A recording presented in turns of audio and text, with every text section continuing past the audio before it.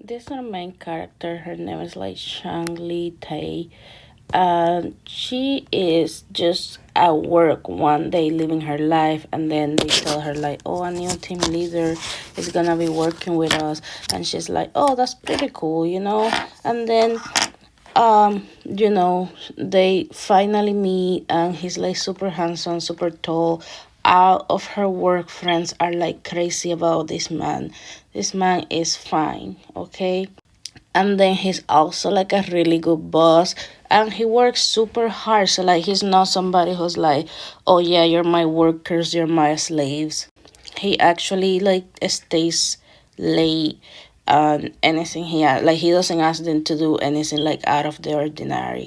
So her life is going good, her boss is good, her work is good, and there is this guy over there who's always flirting with her, and she flirts back a little bit because she's young and single, and she's out there.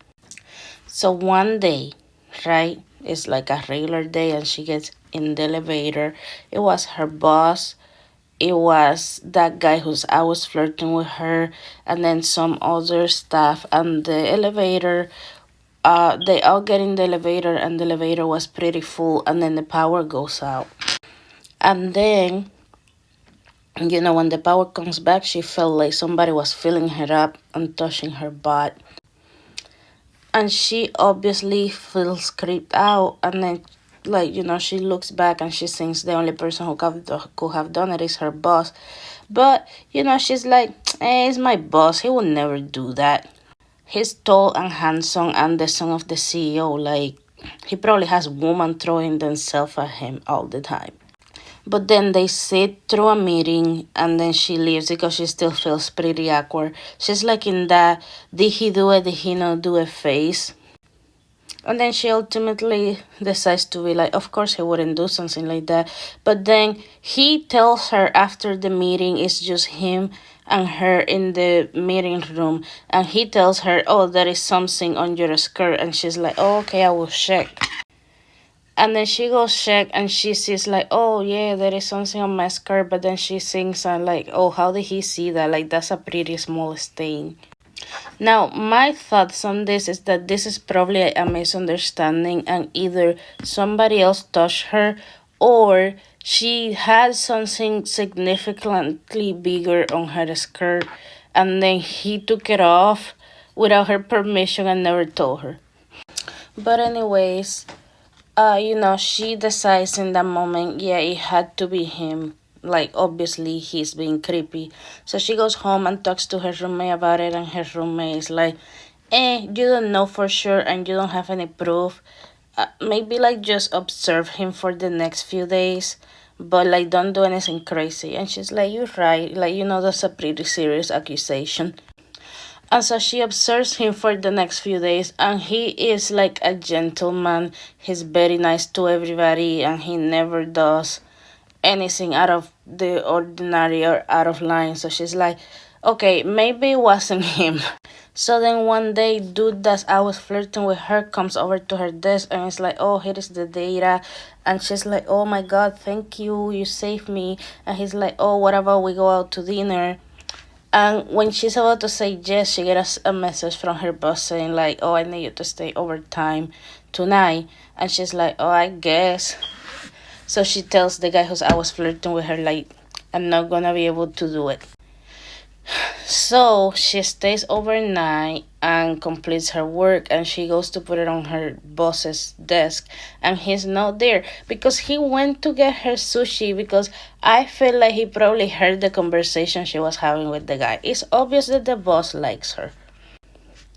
So he wasn't at his desk, so she picks at his computer, and he was looking at pictures of butts.